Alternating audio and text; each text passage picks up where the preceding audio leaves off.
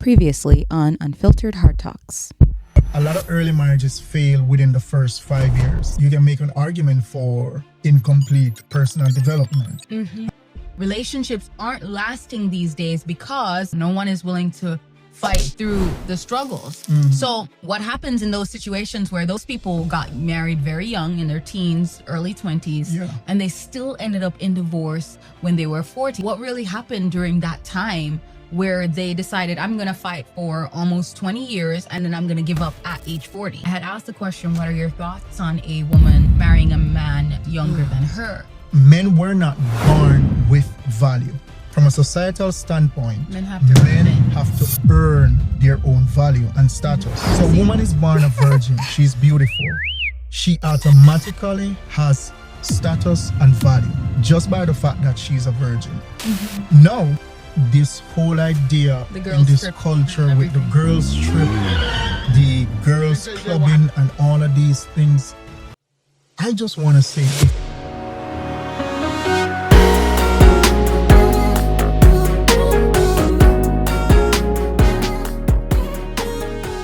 if you're thinking about getting married, just know that these are things that you'll need to put behind you. These are childish, single people behavior. Don't come into marriage and expect good men to lower their standards and drop their boundaries just to facilitate your Jezebel spirit behavior. And I'm being honest. You know, a lot of women want to come into a good and talk about, oh, my man is a high value. What is value? Value is not about money. No, let me rant. Let me rant. No. Let me rant. No. You remember that lady that with the bikini thing?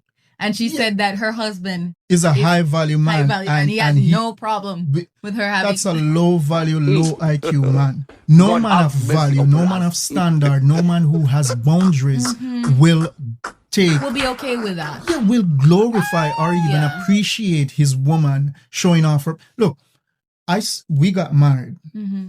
Anybody who goes on my Instagram can see that I'm a muscular guy. And I used to wear my tank tops because I had the physique to wear it. Well, whatever it is. Since we got married, you never needed to tell me that, hey, I don't want you to wear stringer tops to the gym. I just automatically stopped wearing it because guess what? I found my person. I'm not looking for anyone. That comes with maturity. And a lot of women don't understand that. It takes a mature man to understand and see the value in himself, to realize that these things are not only affecting my personal woman, but they're affecting the people around me. So tell me something. And wait, and how they affect the people around you is that you are just basically sexualizing yourself. So that you do with the stringer top them? Not necessarily. It was just a lot of women used to say that, hey, these are thirst traps, and they were not lying. You know, they were thirst traps, and maybe that's one of the reasons why even my updating experience was so bad, because I had these photos on it and a lot of women just used to sexualize me. They were not really interested in who I am as a person. And you know, funny enough, so you have to understand that when you're selling yourself so short, what it you comes can't with, expect to no get one is seeing value. you as someone who has value. Men are looking at you and literally drooling over what you are wearing. That's why it's a Jezebel spirit. You know. I was thinking about even when I would see your stuff online. I'm thinking to myself, if I did not know, if I did not know who you are at your core, I would think that you're so self-absorbed and he's so full of himself and he's so selfish and he's just this guy that cares about looking good and that's it. As men of value, men of standard, we have to and men who are married and in relationships, we have to think about the effects that our physique or the way in which we carry ourselves. How will this affect the people around me? And what you do, you you say, how you everything. When these women look at me as a married man, what will they see, or what are they seeing, or what are they thinking about? You know, and for women, they need to think about the same thing. As a married woman, as a woman that is supposed to have standard, because based on this society now, I don't know. right?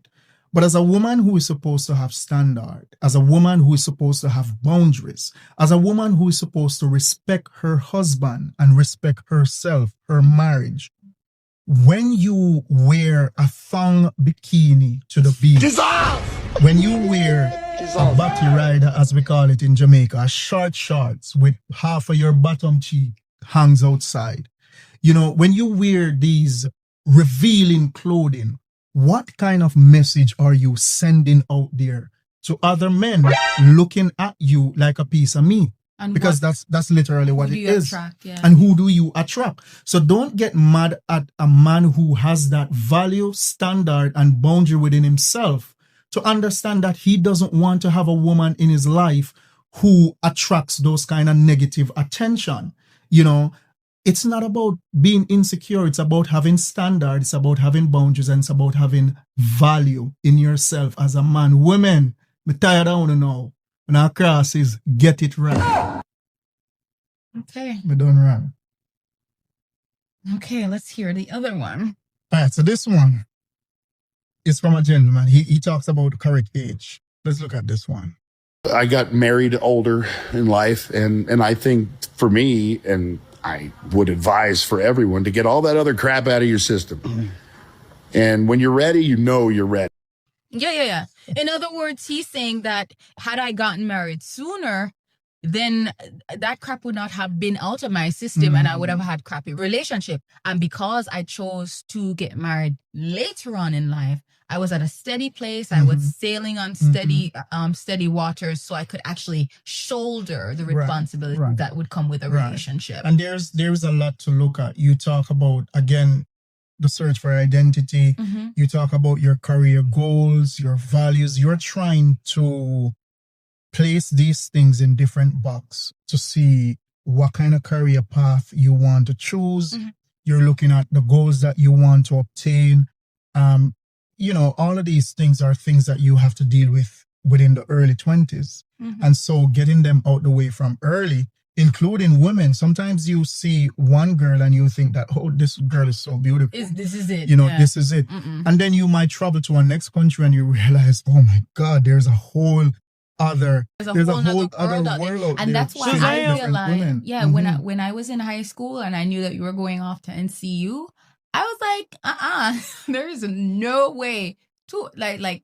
There's so many people up there. That was what was going in my mind. That when you said that, it reminded me of my personal experience. But again, granted, we were teens. So we would have been in like that mature at that stage. I wanted you again. 1%. 1%. 1%, meaning that we are in the 1%. Yeah, I wanted you 100%. Yet we are in the 1%. Okay, so let me say it clear. Let me say it clear so no one clips it and think that. Okay. So I 100% wanted you as my wife, right? And you can just see all these years, and that I've traveled. So I've seen, I've met, and it's still you. So I take pride in the fact that I am in the 1% of men who I saw my person and I just knew that you were the one from day one. And there are other men out there like me. There are other women out there like you. And it's mutual. And that's what makes it magical. That's what makes it But that's the 1%. Because it's mutual. That's what makes it good, beautiful. Yeah, it's good to get all... Cut out the magical. You hear it? Yeah, it's good to get all that stuff out your system and... know who you are. Get to know who you are. It's a big mistake to get married in your 20s. That's what this divorce lawyer is saying. I'm a divorce lawyer and I've been practicing over 30 years, and I can tell you that it is a big mistake to get married in your 20s and especially in your early 20s. There's so much left to experience and learn and to figure out who actually will be that spouse that will hopefully be around for the rest of your life. Yeah, and it's the argument exactly what we have been saying. And this is coming from a person that actually goes through the process of getting people through their divorces, getting people through their child custody battles, getting people through all of this. And she is saying, No, don't. It's a big mistake. Don't do it. Right. Don't do it. Even if you would be in the 1%, as you've said many times before, even if you would be in the 1% that would actually survive, just don't do it. Yeah. Don't do it. Because marriage in and of itself is very strenuous, and irrespective of what anyone wants to say about marriage is hard. And I keep saying the same thing, like it's the hardest job that any individual can do. It's a self-sacrificing job. You know, it's a job where you have to put away your pride, you have to put away your ego, and that's where submission comes in. So even to make that argument of submission, who should submit, that should not even be a question within marriage, you know. But there are a lot that talk about the financial goals that you have set out for yourself. How financially prepared are you in your early 20s for marriage? That's true. And that in and of itself can be very strenuous on your marital relationship when you don't have the finances to do what you want to do. Plus, you are not within that mental space to handle those disappointments that comes with those financial desires. Those things can be hard to maneuver. Those things can be hard to handle. Those things can be hard to compartmentalize and be able to deal with them as a man and sometimes as a woman. Yes. You know, and the argument I wanted to make earlier, like back then, a woman would know exactly that she wants this particular man, and that man comes along and she will stay with him for as long as life lasts. At least back then, as long as her bills are paid, she has a roof over her head, she has the babies, she takes care of the household, and he pays all the bill, takes care of her and everything. She stays. It doesn't matter how old what age she's at. An 18-year-old girl can get married to a successful man and she stays married for the rest of her life. Sadly, in this era, you can't say the same. Yeah. Because a lot of women, even though they make the case or the argument about money, it's not necessarily about money. Some women want to just experience different kinds of men, like men out here who wants to experience different kinds of women. Yo, I'm just looking. Sorry. You know, you would have to do that. God have mercy. Okay. No, me had for that topic, yeah. It looks so there are people that have good experiences, and we do not want to just quell this video with the negatives of people divorcing young, but we would, right. we but we already established that look, there's a 1%. we are in the 1%, and a lot of people will say, give them 10 years. Yes, you know, give us 10 years. Yeah. Hey, you have to be prepared to be judged by the same measure. Yeah, right. You know, but because it's our second marriage, and we know what people say about second marriage. Yeah, 90% chance of failing. Of failing, that's a high chance. It's a high chance. But without a doubt, by the power of the Almighty God, we are in the 10%. You know, but I pray upon this. No, you know, so we are going to be in the 10% for sure.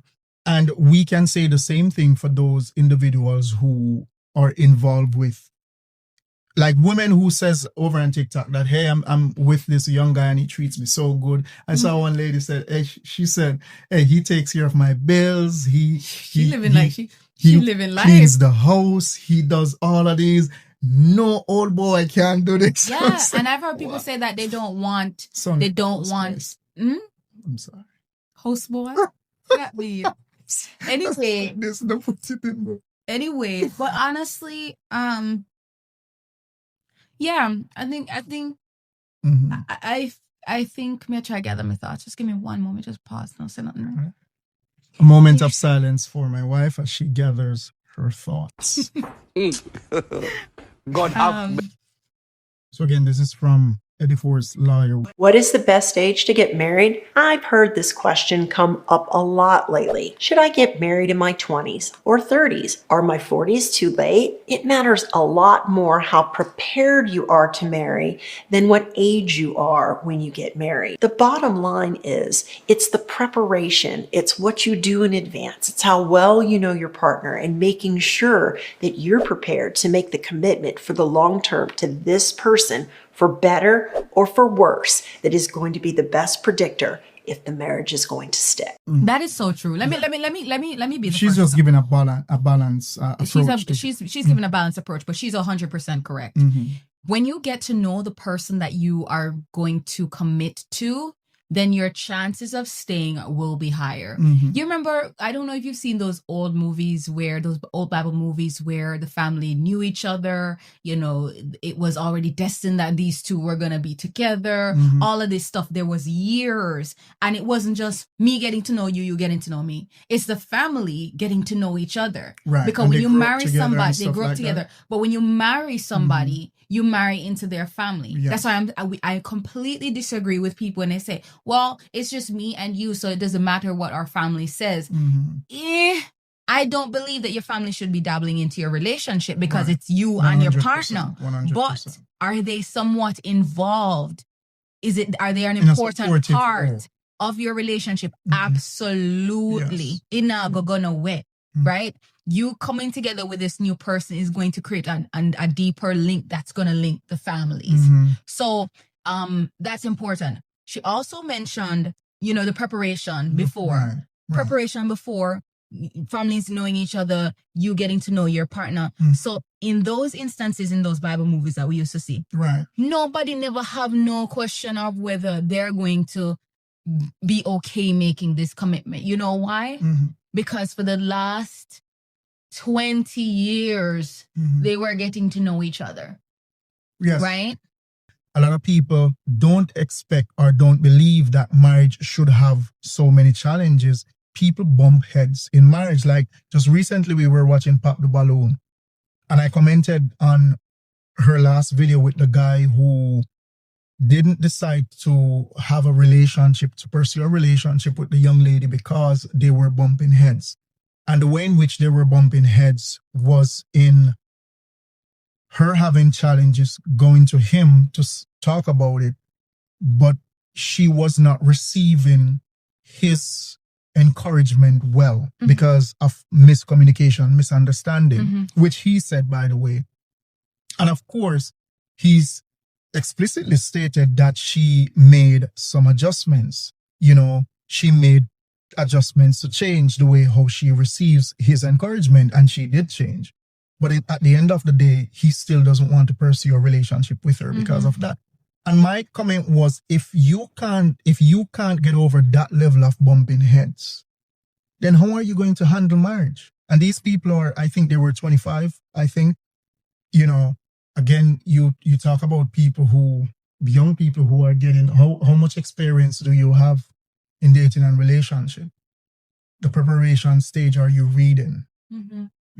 Are you preparing yourself? Are you informing yourself to make the decision to get married? Or are you just going with the flow? Based on the feeling, like what I did. Everybody was getting married in university. All the theologians were getting married. So I just thought that, hey, I needed to be married too, so that the conferences would look at me different and be more willing and open to accept me into pastoral ministry. That's a social pressure, and that doesn't come only from the peers or from your social surrounding, but it also comes from family. Some family might see, like you share your experience of how some mothers would tell you that my son, if my son should come home with you, I would be dancing or something like that. So talk about those social pressures from family members as well, who just want to force you into marriage. So there's a lot to think about when it comes to early marriages, especially those marriages that occur in the early 20s. And our argument remains the same. The statistics are there. Can I just go through quickly a few of these statistics? So this is, go babe, read this. Okay. What makes people more or less likely to do? The statistics. Okay, so Wilkinson. This is from Wilkinson, Think Beaner or Think Biner. And this statistics is a compilation of a myriad of years. But this one specifically is the 2024 statistics of all the statistics in the United States. Okay. Yeah. All right. It says 48% of those who marry before the age of 18 are likely to divorce within 10 years, compared to 25% of those who marry after the age of 25. Yeah.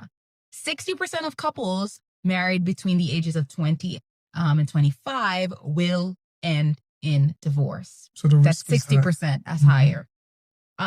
Those who wait to marry until they are over 25 years old are 24% less likely to get divorced. Yeah, and that's statistics. And another one that I have is in the United States, this is stats for the United States. Yeah. It says lack of commitment is the most common reason given by divorcing couples, according to a recent national survey. Right.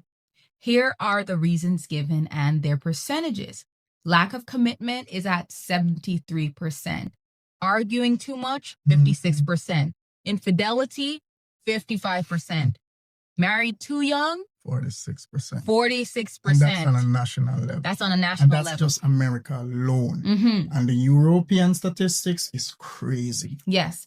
Unrealistic expectations, as you mentioned before, 45%. Lack of equality in the relationship, 44%. Suitability, compatibility. That we spoke not even about compatibility, before. but suitability. Yes. The importance of that. Yes. Lack of preparation for marriage, very high. It doesn't seem high, but 41%. It's very high. Yeah. Lack of preparation for marriage. I wasn't prepared. Well, I would say that I was in a mental space for marriage, but was I really, really prepared? Maybe not. Domestic violence or abuse, 25%. You know what's crazy? Combine, because we're talking about young people in the early 20s. You're going to be looking at the lack of preparation for marriage. Of course, that's one. The unrealistic, which is at 44%, 41%, plus the unrealistic expectation, 45. which is at 45%. And you're married in too young, which is already at 46%. And then the chance of infidelity and arguing too much. Well, let's not everything. even put. I feel like everything. The odds are just stacked against you. And that is why every single study that comes out shows that young people who get married between the ages late teens and early 20s, the risk of divorce is very high. And if you came across this video because you are engaged to get married and you are in your early 20s, do not take it as hate. If someone says to you or implies or nudges or subtly tells you that you're not ready for this, they are loving you by telling you this. And I'm so happy that you would have come across this video because guess what? This is a second warning to heed, okay? Don't get married too young. Personally, I would not recommend it. You see the stats, and even if there were no stats, I'm sorry, babe. No. This is a warning. No, honestly, you know how many warnings I've received on YouTube? I've heard warnings in person, and then I've gone on YouTube. I wish I had not just about marriage. I'm just talking about in general, like warnings about what to eat, what to wear, and stuff like that. And I heard it in person, and then I found something on YouTube that confirmed what I heard or believed before. So take this with a grain of salt. Yeah. But I hope you are in the 1%. Yeah. And that's the best thing to say. Because at the end of the day, again, as we said from the 10% or beginning, 1%? 1%. Well, 10%. Hope you're in the 1 to 10%. Whatever percentage it is, for success. For success, we wish everyone a successful marriage. It's our heart's desire that every marriage would last. Yes. But we know that the devil won't have that. Yeah. You know, in reality, it's a generalization based on the statistics because, again, the population sample, even though this was on a national level, in reality, I'm certain that not everyone participated in that survey because it didn't come to me. All right. You know, you didn't get it. I didn't get it. And a lot of people watching this never got it either. So it's a generalization. And the truth is, you might not be in that percentage that they talk about. But again, the risks are stacked against individuals who choose to get married in their early 20s. And the arguments that they bring forward are valid. That's what I would say. Yes. So if you're someone who is looking to get married in your early 20s, I would say ensure that you are completely prepared. Like, ask the necessary questions, the tough questions, prepare yourself, talk to your family, speak to people who are neutral. You know, you don't want to talk to anyone who is going to pick sides or be biased or, you know, speak to people who don't know you. If you see the red flags, if you see challenges, please, beg you, ensure you deal with them before you walk to the altar, because those same challenges might just be the end of your marriage. Yes. And if them look, even the flags look slightly pink, or them look like them wash They're out. not fully red. They're not fully red. Even if them look wash out. You know when white clothes not fully wash good, and it kind of have this good jazz out color. Even if I have a jazz out color, even if it's pink, do not ignore it. Yeah, it's important. It will be the nail in the coffin of your marriage being buried in divorce. That's it. And again, we want to put this out there. Marriage is not for everyone. And my belief that I don't believe that people have the capabilities anymore to, or the temperament. The willingness. To, and the temperament. like, I would say capabilities too. The capabilities, the temperament, the willingness to really handle marital responsibilities. You know, so I support Paul. If you can live like Paul, live like him, don't get married. If I wasn't married to you, honestly, I probably wouldn't. I would be single, honestly. You know, because I don't even want to talk about it anymore. And we definitely want to, we want to in the future cover topics on how to properly prepare for marriage. Yeah. So if you guys are interested in a topic like that, or if you have a topic in mind surrounding relationship, love, marriage, divorce, please go ahead and leave your comment in the comment section. We want to thank you guys for tuning into this conversation. Again, leave your comments down below. Yes. And we want you to like, subscribe, share our content, check out our short clips, videos on TikTok and on YouTube and on Facebook. Just type in Unfiltered Hard Talks, guys. Yeah. We're going to be the first ones to pop up. And guess what? Before we go, babe, I'm going to give you all 10 seconds this time. We gave you 5 seconds to start. We're going to give you 10 seconds. If you have not clicked subscribe, maybe you stepped away to actually get a snack. Maybe you did something and you didn't get to do it. We're going to give you 10 seconds. So here's the countdown. All right, go, babe. 10, 9, 8, 7, 6, 5, 4, 3, 2, 1, 0. All right. 0. You ever played a James Bond game there? No. Like, guys, you remember when they played James Bond, the old Nintendo 64 game, and you hear the countdown? We must put that one then. Did they do the countdown on 10? Yeah, when they count down, like if a place is going to blast up, they would do the countdown, and when they get to 0, they would be like 0, 0. Well, if you have subscribed, thank you so much, and welcome to the Unfiltered Heart Talks. Clap it up. Welcome to the Unfiltered Heart Talks podcast with the Dawkins. All right, guys. And if you have not seen or responds to your comments, please go check that video out. And if you have not seen your comment in that video, don't worry. We're making a part 2, maybe a part 3 and a part 4, because guess what? We are reading all those comments. It's going to be a continuous thing. Yes. It's definitely going to be a continuous. It has to be. It's mandatory. Yes. You know, so, all right, guys. Thank you so much for tuning in. See you guys on the next one at Unfiltered Hard Talks podcast with the Dawkins. Ow, ow. Ow. If we use this in Nuda, say ow, ow. You know.